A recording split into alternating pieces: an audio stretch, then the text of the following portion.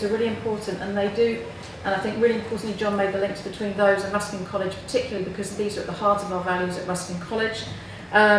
He also talked really importantly about goals and ideals, and I think really important for trade unions to think about what their goals and ideals are, and to not throw utopia kind of out and think, well, it's not possible, we can't achieve it, but actually to think about, well, how can we achieve it, and what ways can we think about to try and kind of move more in that kind of direction. And some really important points about kind of bringing us up to date around kind of organising in the current climate, and some really important points about cellular structures, which I thought John made, about the fragmentation of workplaces, which fits into the themes that Ian was talking about, particularly around how young workers, not just young workers, but increasingly large numbers of young workers were employed in these kind of cellular structures, fragmented workforces, and some of the challenges that throws to trade unions in terms of, well, how do we organise, how do we communicate, how do we address some of the issues that these kinds of workers have. And just to pick up on a couple of themes that Ian's picked up, and then I'll throw it out to you, because I can see there's some people eager to speak here, which is absolutely great. Ian again kind of picked up on some of these themes, and I thought some of the really interesting points that he made about insecure labour, again picking up on the theme of young workers and insecure labour, but also really importantly talking about this dismantling of collective bargaining. And for those of you that have been kind of following the dismantling of collective bargaining since 1979, and the fact that over 85%, in this country particularly, over 85% of workplaces were covered by collective bargaining agreements during the 1970s, that have now, that statistics now dropped to around 20% and falling in this country, which is really concerning. And some of the issues around the challenges that this throws to trade unions, in terms of how do we re-establish those links, how do we re-establish those organising links, that organising capacity within a workplace, and how do we start trying to think about, well, how do we build that again, how do we build towards that kind of collective organising across sectors. So that's just a very brief kind of summary of what both talked about, some of the things, but clearly there's loads more there to talk about. So over to you. Who would like to speak first? Okay, so you had your hand up first. I think we'll just take one at a time and then we'll just let it run. One of the problems which I think is plaguing the trade union movement is, after you said, it's not political enough. So here at Ruskin, this is one such political college, but you know, I think maybe we could, each of us, try to establish our own schools like these in our own areas. For example, I live in Surrey, which, as you said, isn't really, and never has been, a hotbed for industrial action. But I think I do agree with you in that a lot of the social conditions for striking have been nullified. For example, the decline of manual labour, particularly in this country, but also worldwide, as less workers are employed in these industries and more machines do these things. So to produce real change in the political scale, the trade union movement is vital, because it was actually when the trade union membership was at its highest, then inequality was at its lowest.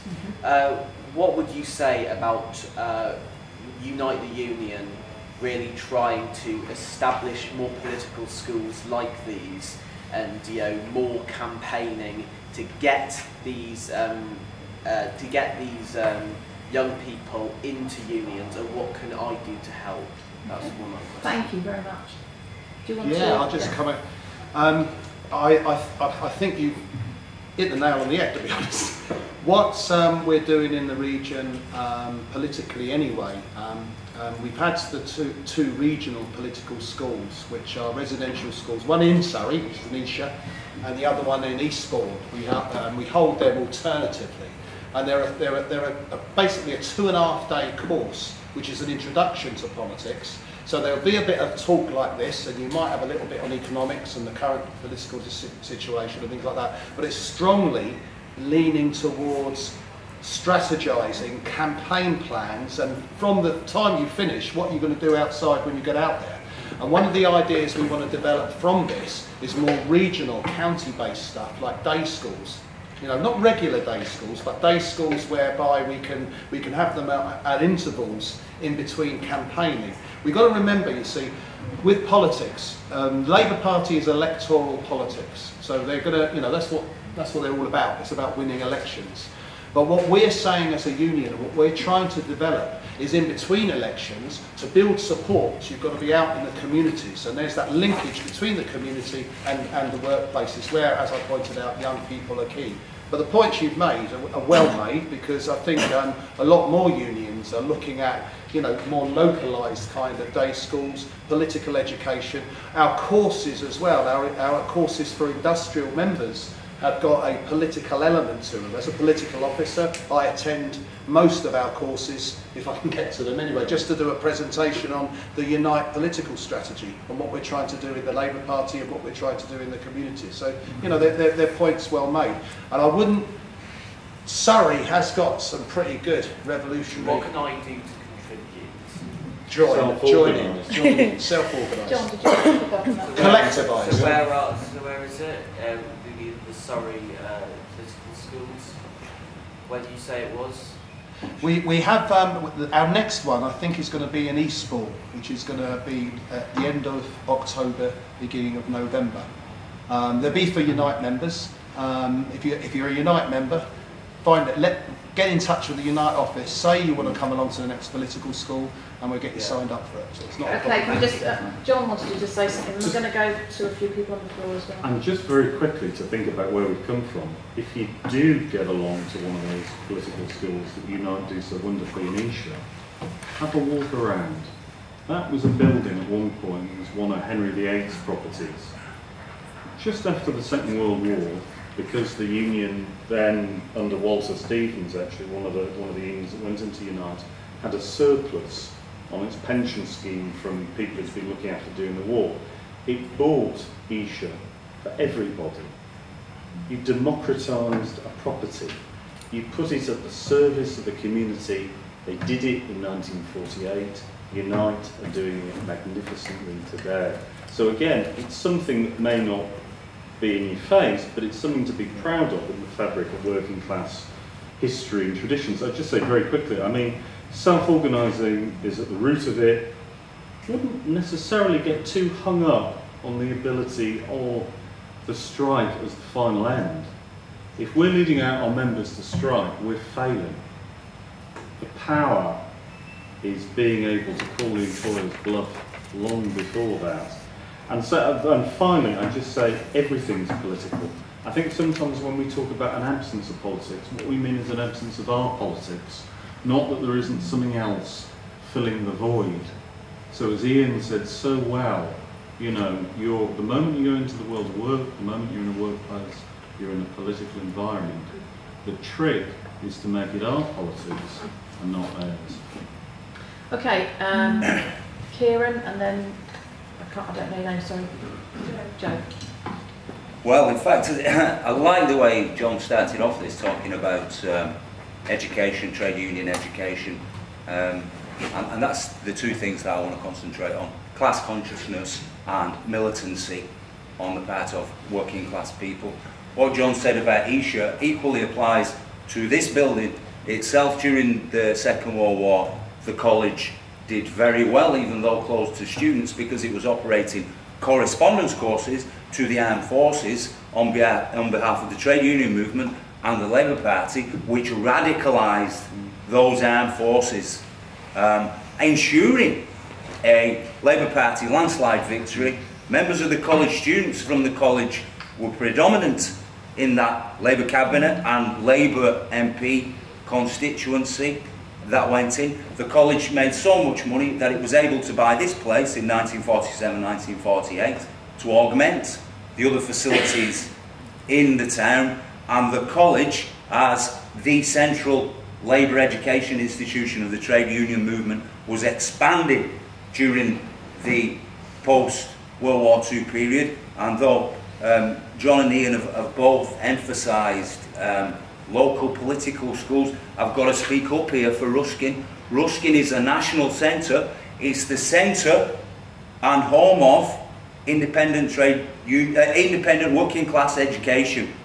was born in this college at the beginning of the 20th century. Students went on strike to reform a curriculum and a constitution of the college which they felt was dominated by middle-class liberal intellectuals, and tried to reform it to make a curriculum suitable for working class people and working class people's activism, education for emancipation and liberation, education that would increase class consciousness and militancy. Men like Noah Ablett, the miners' next step, George Rees, whose face is still on the banner of Allerton Colliery, the NUM banner, along with Lenin and James Connolly.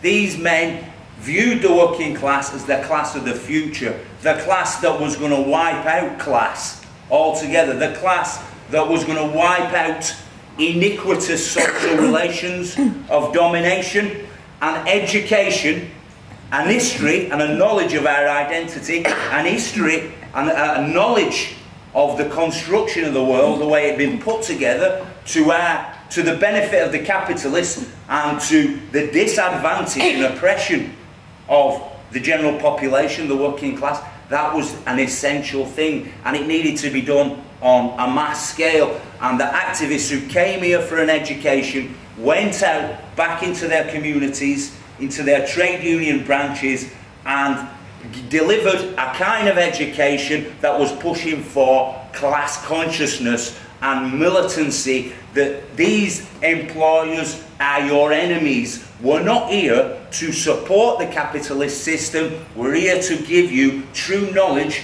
of its construction and workings so we can take it apart. That was the point of independent working class education, cutting free from the academy of its day, just as independent working class education, as John and Ian were saying now, should cut free from any domination by mainstream educational institutions. And there's still that thrust here at Ruskin, but it requires more support from the TUC, and individual unions need to bring their activities here more often and need to push activists into the courses. Unfortunately, this year, for the first time in the history of the college, history, labour history, radical social movements history at Ruskin will not be running. It's a shame for the working class that this is not happening. Activists who had an interest in labour history, which of course our whole identity as trade unionists and socialists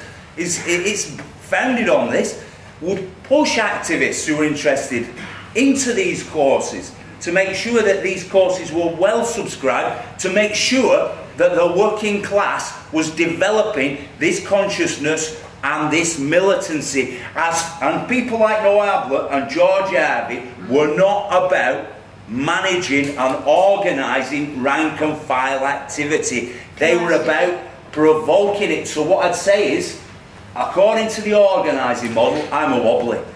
I'm a syndicalist. Old style. And I do not believe in, look, fellas, I know your motives are good, you're good socialists, but trade union bureaucracies cannot be trusted. They have been part of the status quo, and trade union leaders will hold back the working class in struggle. When the working class and the trade union movement was powerful in the 1970s, 1960s, 1970s, there was a different type of structure. Shop stewards on the shop floor dominated, and the leaders had to take notice of the grassroots. And shop stewards in those days were not there to service for the members. They were not there to mediate. They were the weapon of the working class. Class struggle. Thank you, Kieran. I'd love to have the time for you to carry on, obviously. I do need to move around the rest of the group. Thank you. So Joe and Sam next, and then I'll move around the room. Follow that. Full disclosure, I work for Internationalist magazine, and I work on an issue on trade unions, and I have a keynote to write next week, so this is informing me. So the things I'm grappling with is, when I look at the global federations, trade union federations, they represent hundreds and hundreds of millions of people, the biggest social movement in the world. Where's the revolution? Why are they lacking power in representing so many people? Does it mean we have to go back to grassroots? Is it that the bigger, unions join together, they get bigger, they affiliate with federations, they get bigger, they stop functioning? So I just Okay, I'm going to go around and pick a few more from the floor, and then I'll ask you to come back. Thank you very much. Sam, you were next. Looking at the servicing model of most of the unions today,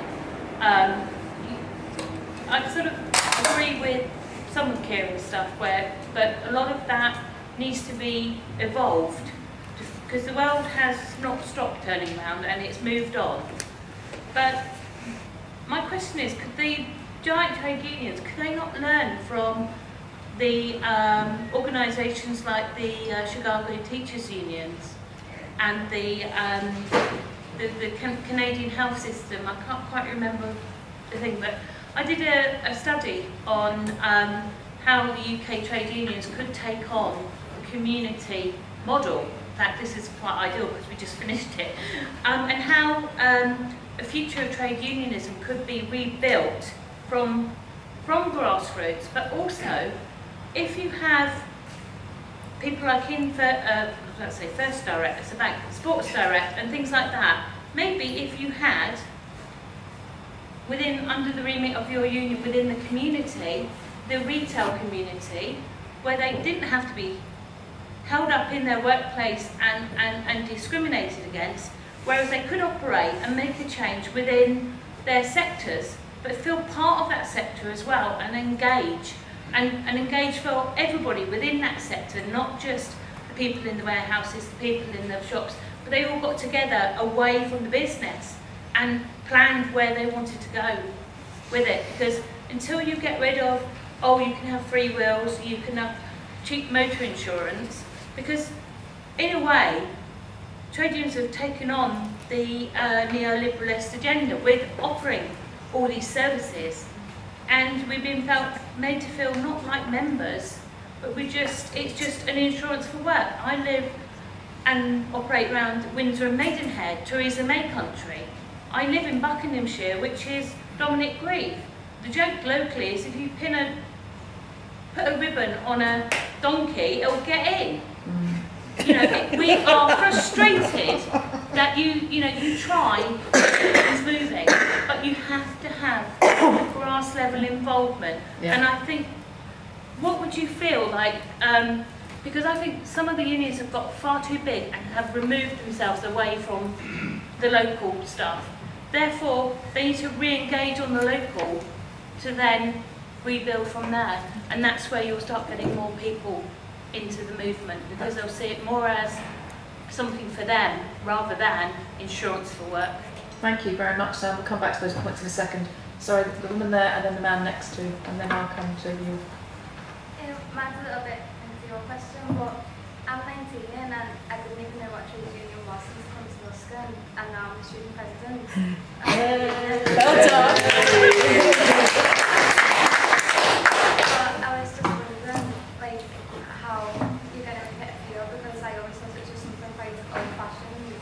So, like, for young people whose voice is just as big as, like, older people, how is you going to promote it? Because it's a bit outdated, it seems. Like, how you're going to bring it back to, like, a new thing, so we can eventually take up over, and then we can lead the way to young people after that. Thank you. Is it Chloe? Yeah. Yeah, thanks, Chloe. So, yeah, we'll come back to that point. Thank you very much. Yeah, well, my name's Billy, and I think I'm the living evidence that we're not old-fashioned at all. Thanks very much. I've been working it out. It's 53 years since I went to my first political Sunday school in Glasgow. And I'm really pleased that you've organised this one, because we should have political schools up and down the country, whether they're only for 15 minutes during a tea break somewhere or for a day like this. So be proud of what you've done and let's do it again. I never thought I'd actually have to stand at such a meeting and start defending the leaders of the trade union. The general secretaries up and down the land in various rich hotels sort of spluttering over their people as I speak. But I have to tell you that there are some very good examples of the solidarity and common working between trade unions, and I'm actually part of it. There's an inter-union trade union, inter-union project at Hinkley Point in Somerset, where UCAT, Unite, GMB and Prospect actually work very, very closely with each other. I'm the GMB learning organiser of that project, and I meet with the other 3 unions learning organisers every week, and we meet with the conveners from those 4 unions every week. And through that solidarity working, we spread the educational message wherever we can take it. We take it into schools, into colleges, we take it into prisons, we take it into workplaces, and we deliver it. Fundamentally, we're delivering it for the members, but we also see it as an important aspect of the work to educate the employer. And I think that if trade unions have anything to do, it is about educating the employer, because our ability to cudgel them into submission is long gone. We need to win their hearts and minds and take them with us. Hard task, but it is possible. And so I just say to you, thank you for doing this, because this is where the seeds start to grow. And I'm proud to be able to stand with you, Colleen, and say, you've got a long road in front of you and it's bumpy, but we owlasses are there with you. Thank you very much, thank you. Okay, man at the back. Is there anybody else around here? You want to, okay. Yeah, I just wanted to ask whether Ian and John, if they believe that there's a bit of a reluctance amongst trade union leaders, not all but some, to view the current governments, especially in Britain, their attacks on the trade unions as part of a strategy, a coherent strategy, not only to weaken trade unions, but to actually drive down the cost of labour by all sorts of means, whether it's casualisation, encouragement of zero-hours contracts. Because there seems to be an awareness on the left that this isn't just a period of little battles between the unions and employers with the governments poking their nose in from time to time. This actually seems to be an assault on all fronts, and I wondered if there's an acceptance of that, or a reluctance to accept that, amongst the leading trade union officials and representatives. And what they think about that. Thank you very much. I'm going to take 2 more points, and then I'm going to ask the 2 speakers to come back, because we're running out of time here. So there's a man here, and then you at the front for the last one, please. Yeah, I don't so much have a question, but I just wanted to echo Chloe's comments and also address yours about young people. I had some refresher training a couple of weeks ago, and we were asked if we were in a union, and no one was, and a couple of people asked what a union was. I'm also a fellow Surreyan as well, so it's a bit of, our parents' pensions are linked to house prices and stock markets. It's not that kind of area. So I suppose in Wales, to echo the fact that young people in my area, I can only speak for my area, I suppose, don't see much relevance to trade unions, and that's going to be a really key battle, is to find a way to make it relevant and pertinent to them, because my experience is people are as cynical about trade unions as they are about political parties as well. Okay, thank you very much, thank you. Final point, please, before I ask the speakers to come back. We're in a position today where trade unionism is on the rise, actually. But I would say this, we're up against the propaganda of television, media, all sorts of things like that. We've got to fight against this type of thing. And also we should inspire people, and quite often the trade union don't inspire people. For instance, an unofficial organisation in this city has been responsible for the political get-together of people for a number of years now, and that is namely the Trades Council. They're the people that carried the political banner through thick and thin, these people have. Now, from your point of view, and other officials of the trade union, they don't support people that are leading the struggle against the way things are going in this country. Many of them are put to the wall. They're sweetheart agreements that should be done away with. And also, we got to control, allegedly, over our members that we support to go to Parliament. These people should never be in Parliament if they don't carry out the wishes of the trade union. And regarding all this alleged support we get from the EU, my position has been the ruling class give you nothing. You've got to fight for it, and if you don't hang on to it, you'll lose it. It's as simple as that. It's never been any change, so when you're accepting the crumbs off the EU plate, just think about that. I'll just undermine a little bit of what I watched television the other day from France, and they said in a decade 50% of the workers there won't be employed. And a similar thing happened at the factory. There used to be 28,000 people in the motor car. They put money into that to protect themselves, and where are they today? Thatcher brought in Nissan, and our great British car industry brought in Honda. We got to support people right throughout. Foster the people, encourage the people, and let people believe that you're not just towing the line half the time, bowing to the Labour Party. As far as I'm concerned, the biggest criminals that ever were supported by the trade union, right wing of the trade union, is the biggest terrorist we got. Blair, a criminal for a start, and people like that get the support. I'm glad that when Blairism has got too much control today, and the quicker they're kicked out, the better. Instead of approaching a career, they should be there for the heart, not from a career point of view, coming from Oxford and places like that. And I will say this, although the austerity, we're going into the third section, will become a fourth section, people can't understand it. But even our friend, leader of the Tory party, his mother is against, she's got the twig it.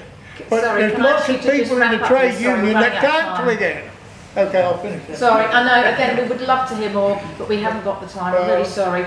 Yes, I have been about for a long time. I was a trade union at 14 and a half, and I'm 85 today. I'm glad to say I'm still happy birthday. Thank you so much for everybody's contributions this afternoon. I do wish we had more time, but we haven't. So if I could just ask the two speakers to just very, very briefly to just wrap up there a little bit. So Ian, would you like to go first? Just very, very quickly, young people. This is really, really important. It's not for unions to tell young people how to organise. It's to unions to assist, it's to listen to young people. When I organise young people, if a group of young members come to me and say, look, we've got this problem in this shop or warehouse or something like that, first thing I want to ask them is what the issues are. Second issue, what do they want to do about it? And then we start talking about it. The last thing that comes out of my bag, first of all, is going to be the membership form. The membership form comes right at the end when we actually say, look, let's about collectivisation. That leads me to the next word. The key word here is all about collectivisation. We're looking about collectivisation. Collectivisation in industry, collectivisation across sectors, and collectivisation politically. I'm in the Labour Party because I work in the Labour Party as a trade unionist. There's a big difference. I'm trade union first. Working class, trade union first. That's what it's about. Now, how the politics will actually develop going forward, don't really know. Things are changing all the time. Going back to your point here, if you look worldwide, things are very, very fluid. There's an article in the paper today, in The Independent.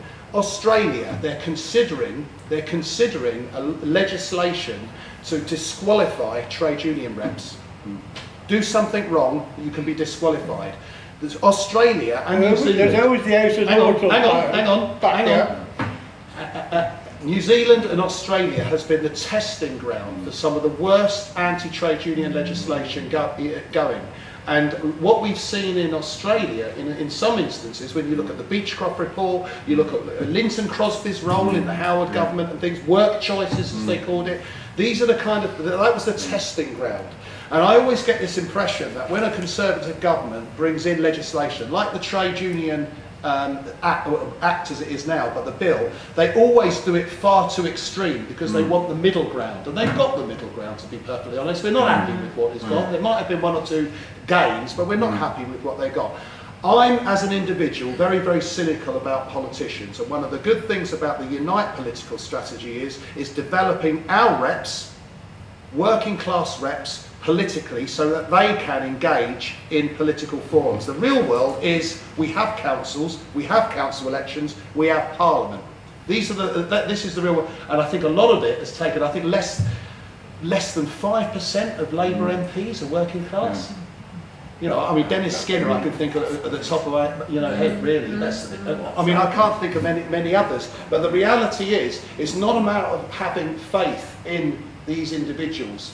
Remember that. We're not going to change some of these Labour MPs. We're not going to change them. But what we are going to do is be the catalyst for change. And we can only be the catalyst for change if we are organised and we have on the basis of strength. And this is what we're missing. Sorry, I'm going to have to... Yeah, sorry. Again, I wish we had more time. Yeah. Thank you ever so much. Can I just ask John just to finish up, please? I'm going to be very quick. I'd echo exactly what Ian has said, and I think he's put his finger on it. We've been facing, since the days of the Chicago Boys and the counter-offensive of Milton Friedman and all that lot, a right wing that got its act together, that wasn't afraid to think and act ideologically, to throw patronage to get, it has to be said, academics, people in the media to sing their praises, but also when push came to shove, have a very cool and a very cynical and a very clinical application of power in a way that we never did. So we've got to think about that and think about how we want to proceed. And we can talk about things, but very often you've got to be careful what you wish for. And I think one of the things, if you talk about unions as revolutionary organisations, well, that's not encoded in their DNA. They can, where we are, due to the collapse of the left and various reasons, is the unions are effectively the last game in town. We're what has survived, and as I said before, we tend to be on the side of the angels. We don't get everything right, but I think we get more right than we get wrong, because we're rooted in reality and the reality of work. The very final thing I'd say, when you think about any political action, you can't have a revolution or any progressive struggle that is decaffeinated. To quote somebody else here, you can't have a revolution without the revolution. So it's a big ask, but unions in a society that is collapsing and a state that is withdrawing are maybe the last bit of a safety net for people to organise and to take those universalist progressive values forward. So treasure what you've got and fight the battle every day.